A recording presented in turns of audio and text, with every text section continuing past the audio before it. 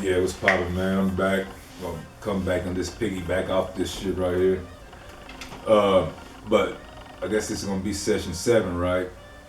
I didn't realize that my fucking camera had stopped.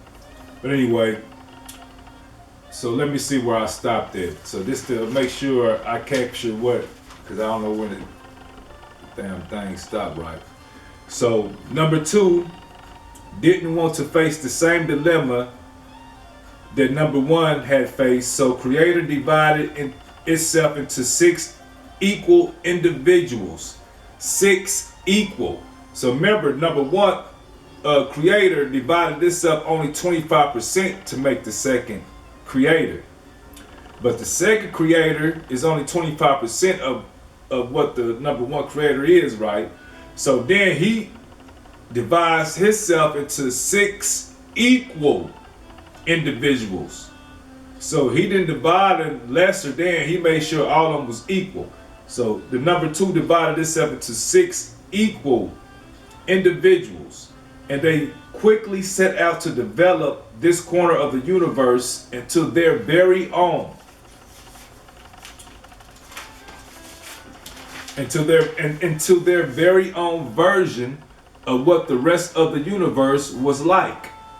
However, the division into 6 individuals had corrupted the very nature of what that being had been in the first place.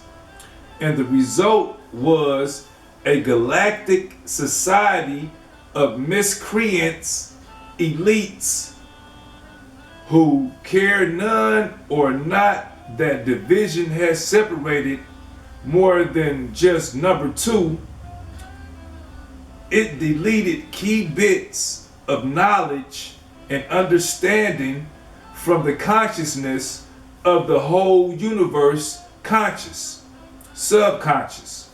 So when these 6 rejects seated, when these 6 rejects seated their own little corner in the universe, they didn't even realize or understand all the creatures they created to reside on the planets had no soul intact. So, being that the number 2 was already lesser than the number 1, 25%, as he divided itself into 6 equal individuals,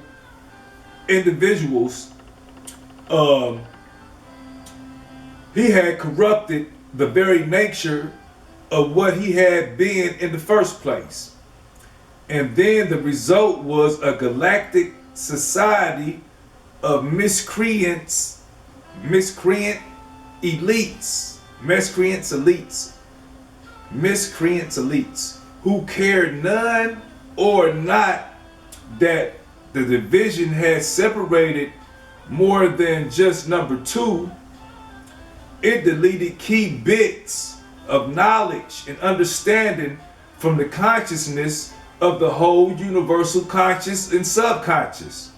So when these 6 rejects seated their own little corner in the universe, they didn't even realize or understand all the creatures they created to reside on the planets had no souls intact. They were flesh and blood beings who only lived for a certain length of time, but would die someday. We were created from the one pure, just the way we were, with a soul for our reason, for a grand God created conscious reason. It was the intention of our creators for us to be the caretakers and guardians of the Garden of Eden. So this is where the souls was educated and prepared for our role in the afterlife. And so that's just the side I wanted to get to get a better understanding of the creation. So we can realize where this darkness and light come from, right? Where the evil that we call the things we call evil and good come from, or bad and good. You know what I'm saying? Evil and righteousness, the dark and the light. You know what I'm saying? Yin and the yang. You know what I'm saying? Duality. This is where duality come from. Duality come from the section of the universe, this dark section where number two has went and set up shop and start to create creations with his six divided accomplices or co-workers or whatever you want to call them, co-creators. And so these six co-creators that was lesser than number two already come to realize they had lost the essence of the number one infinite creator. And so they created duality. They created conflict and chaos.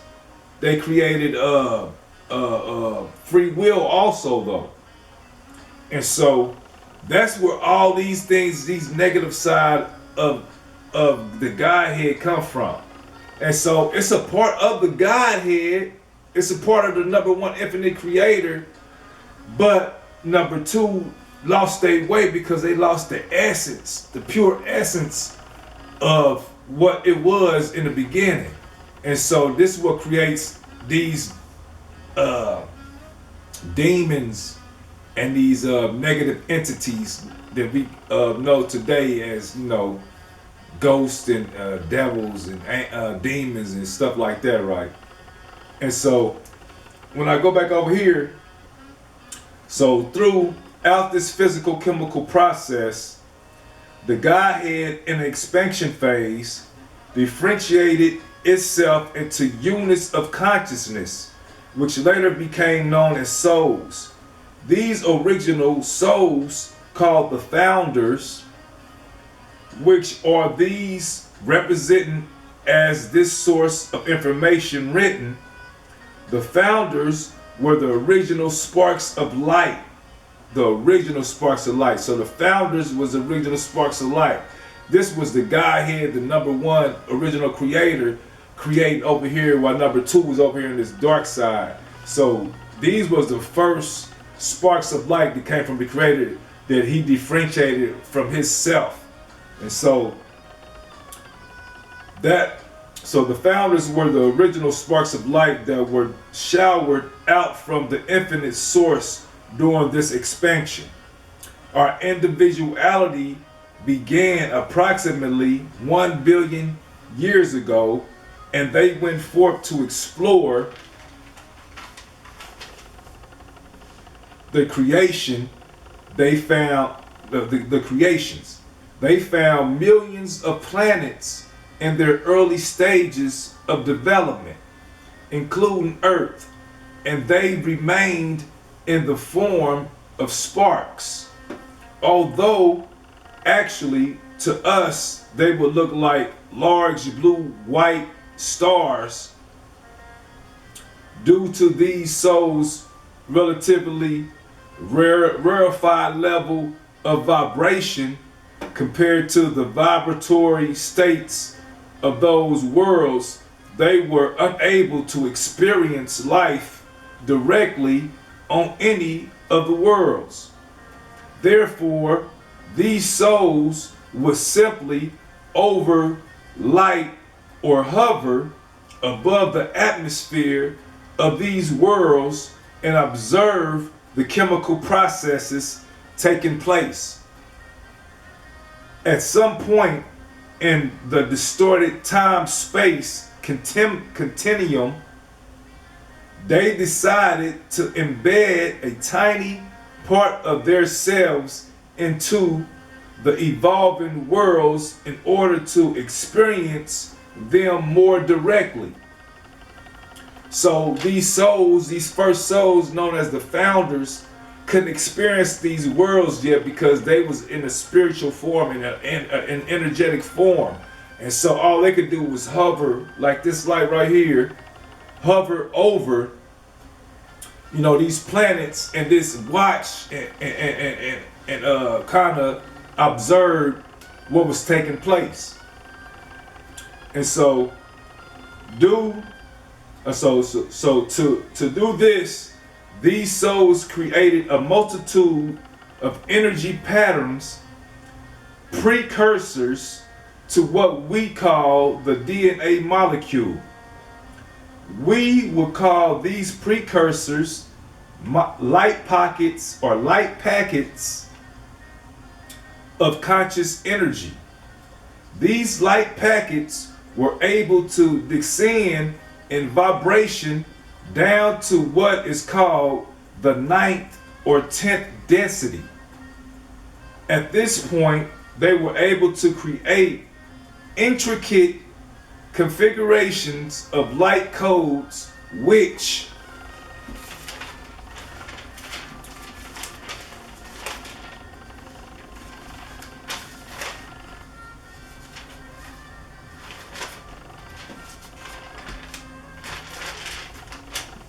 we now call DNA keys.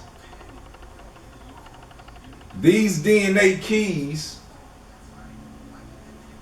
were the actual building blocks of life as we know it.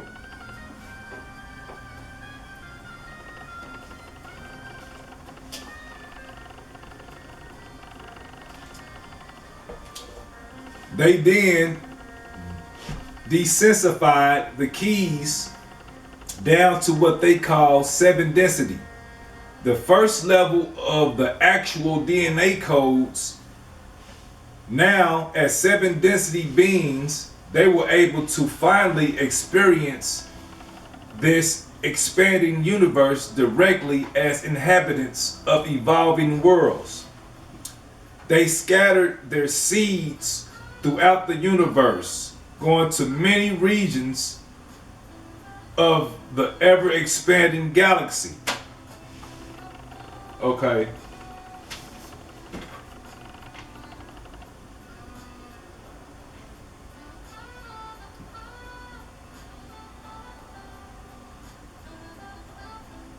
Oh, so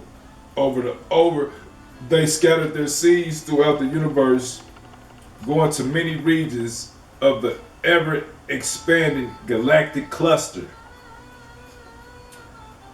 Then as the cluster differentiated further into individual galaxies, they began the process of incarnating into several regions of the galaxy. Our galaxy, the Milky Way, was seated in several quadrants. Earth galaxy, the one called the Milky Way, was seated in several different quadrants. Earth quadrant began in what is called the Lyra Vega or Lyra Vega region. It was there that the 7 density forms were manifested through the manipulating and permulating the DNA codes. This took them nearly 900 million years to perfect this process. It's only within the last 100 million years that they were able to create life forms in all the densities down to the 3rd density.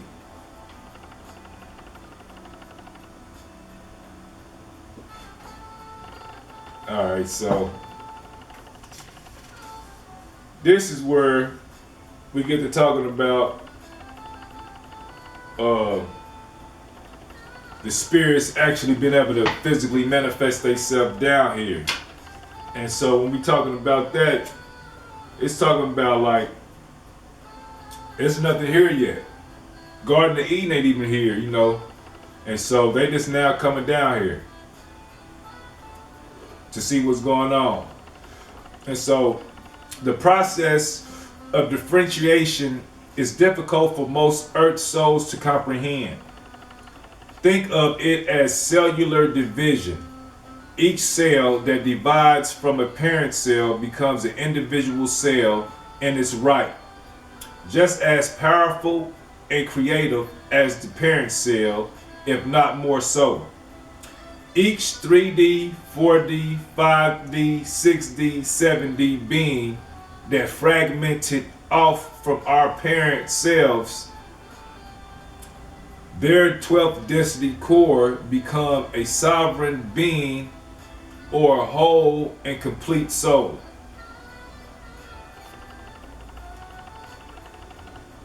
Then, as the soul grew and evolved through time and space, at the same time, each fragment, as it becomes aware of its higher aspects, is able to align or connect with those higher aspects, and thereby remember what the state of undifferentiating source energy is.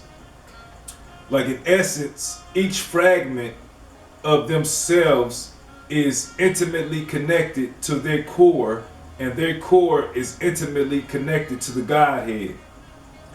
The undifferentiated infinite source, the process of descending into form, is called devolution.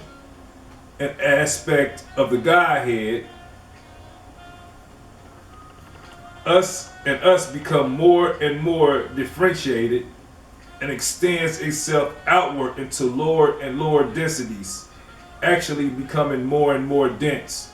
And so the process of descending into form, the process of descending into form is called devolution. An aspect of the Godhead